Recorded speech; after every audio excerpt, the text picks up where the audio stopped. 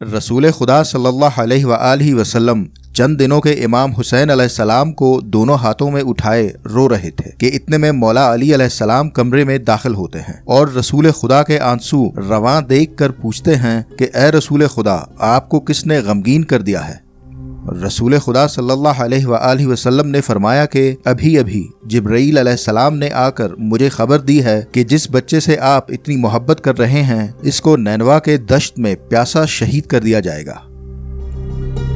نہ Roman umpire, نہ Persian umpire کے فوجیوں نے، نہ یہودیوں نے، نہ نصرانیوں کی سازشوں نے، خدا تعالیٰ کی طرف سے بھیجے گئے آخری اور سب سے محبوب پیغمبر حضرت محمد صلی اللہ علیہ وآلہ وسلم کی سب آل اولاد کو ان کے وفات کے صرف 50 سال بعد بے دردی سے 10 دن بھوکا پیاسا رکھنے کے بعد قتل کر دیا خود عرب مسلمانوں نے۔ محرم الحرام کے مہینے میں پیش آنے والا یہ دردناک واقعہ رہتی دنیا تک بھلایا یا چھپایا نہ جا سکے گا۔ آج ہم آپ کو ان لوگوں کے انجام کے بارے میں بتاتے ہیں جنہوں نے یہ ظلم عظیم انجام دیا۔ آخرت میں ہی نہیں بلکہ دنیا ہی میں اللہ پاک نے کیسے انہیں عبرتناک انجام سے دوچار کیا۔ ان سب میں سے شمر ملعون کی موت ایک عبرتناک داستان ہے۔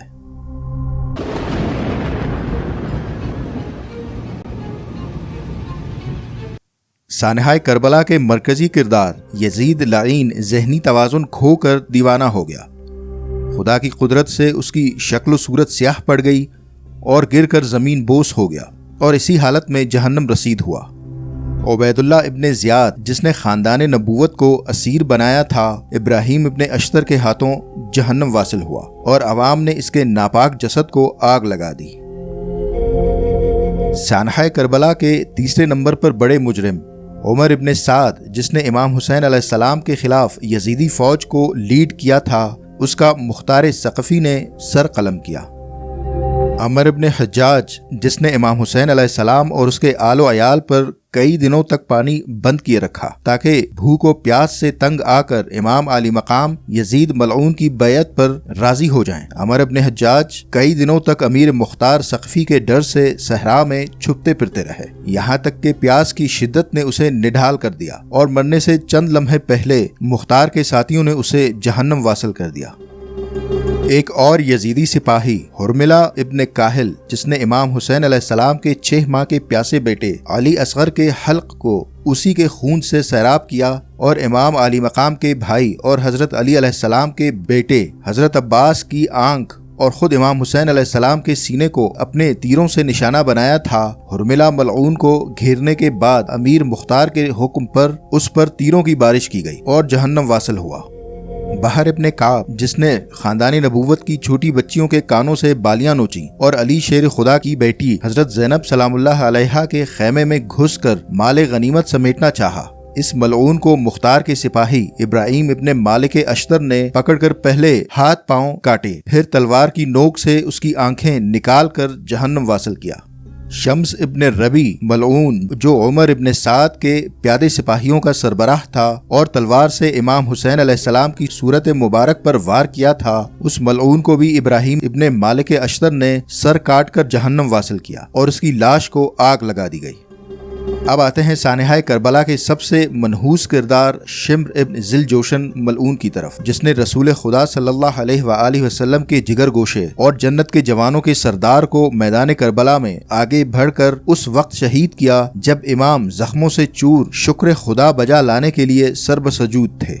قاتلان خاندان رسالت سے بدلہ لینے کے لیے جب امیر مختار ثقفی نے قیام کیا تو کوفہ کے بزرگ اور شرفاء جان کی ڈر سے کوفہ چھوڑ کر بھاگنے لگے۔ کوفہ چھوڑ کر فرار ہونے والوں میں شمر ابن ذل جوشن بھی شامل تھے۔ امیر مختار نے اپنا ایک غلام اس کے پیچھے لگایا۔ جب غلام شمر کے قریب پہنچا تو شمر نے اپنے ساتھیوں سے کہا کہ لگتا ہے یہ شخص مجھے مارنے کے لیے آ رہا ہے، تم لوگ مجھ سے دور ہو جاؤ تاکہ یہ مجھے اکیلا دیکھ کر حملہ کرنے میں کوتاہی کرے۔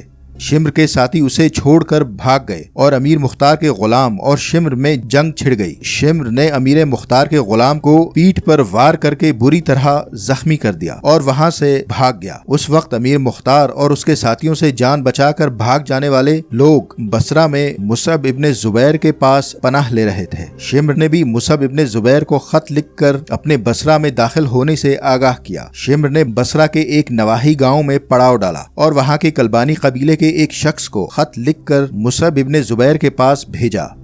وہ کلبانی شخص راستے میں ایک دوسرے شخص سے ملا جس نے اس سے پوچھا کہ تم کہاں جا رہے ہو؟ کلبانی نے کہا کہ میں شمر کا پیغام مصعب کے پاس لے جا رہا ہوں۔ اس شخص نے کلبانی سے کہا کہ چلو میں تمہیں اپنے سردار سے ملواتا ہوں، اور اسے ابو عمرو کے پاس لے کر گیا جو امیر مختار کے سپاہ کا کمانڈر اور وہیں قریب ہی موجود شمر کی کھوج میں تھا۔ ابو عمرو اس کلبانی شخص کے ساتھ اس گاؤں میں داخل ہوئے جہاں شمر چھپا ہوا تھا۔ شمر کے سپاہیوں نے خطرہ بھانپ کر شمر کو مشورہ دیا کہ فوراً یہ علاقہ چھوڑ دینے میں ہی عافیت ہے، مگر شمر نے تکبر بھرے لہجے میں کہا کہ میں ہرگز یہاں سے نہیں جاؤں گا۔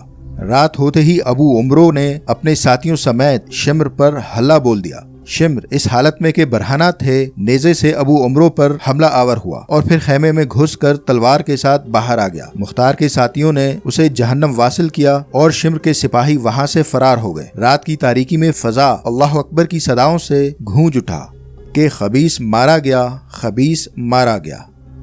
شمر کا سر کاٹ کر امیر مختار کے پاس لایا گیا۔ یہ تو اس کا دنیاوی انجام تھا، اس کے آخرت کا عذاب ہر اس شخص کے لیے باعث عبرت ہوگا جو دنیا میں کمزوروں لاچاروں پر حق بات کرنے کی جرم میں ظلم ڈھاتے ہیں۔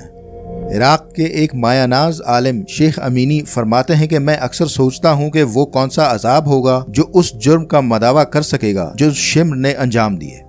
شیخ امینی فرماتے ہیں کہ میں ایک بار خواب دیکھتا ہوں کہ ایک بہت بڑے باغ نما جگہ پر امام علی علیہ السلام ایک تخت پر بیٹھے ہیں اور میں بھی ان کے پاس بیٹھا ہوتا ہوں۔ ہر طرف ہریالی اور جنت کا سا نظارہ ہے۔ امام علی کے ایک طرف پانی کے 2 کوزے رکھے ہیں اور امام علی نے مجھ سے ان 2 مٹکوں کو پانی سے بھر کر لانے کو کہا۔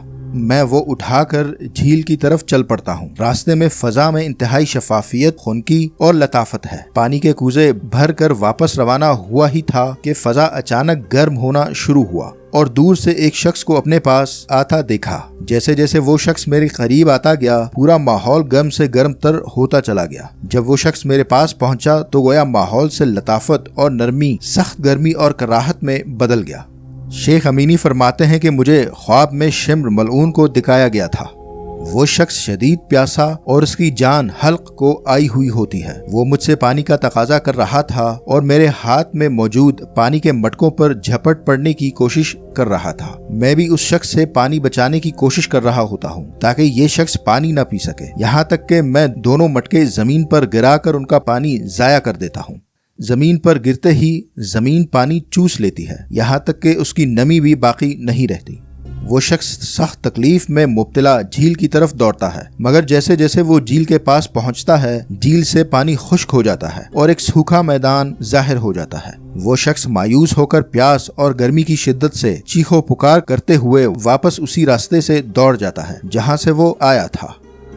اس کے جاتے ہی فضا میں پھر سے ٹھنڈک پیدا ہو جاتی ہے اور موسم خوشگوار ہو جاتا ہے۔ میں حضرت علی علیہ السلام کے پاس پہنچتا ہوں تو امام علی علیہ السلام مجھ سے فرماتے ہیں کہ امینی، وہ شخص شمر تھا اور اگر تم اسے وہ پانی پلا بھی دیتے تو وہ اس کے لیے کسی بھی زہر سے زیادہ تلخ ہو جاتا اور کبھی بھی وہ پانی پی نہ پاتا۔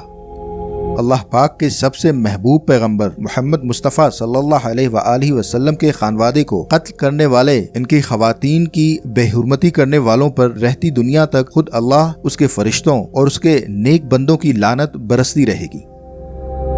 رسول خدا کا خاندان، وہ بچے کہ جن کے بارے میں رسول خدا اپنی حیات میں بار بار مسلمانوں کو خدا کا خوف دلاتے رہے اور امت سے ان کے لیے حسن سلوک کا تقاضا کرتے رہے، انہیں کئی دن بھوکا پیاسا رکھ کر نینوا کے صحرا میں چھوٹے بچوں سمیت بے دردی سے ذبح کیا گیا۔ خدا کی پناہ اور ظالموں پر تا قیامت لعنت باد۔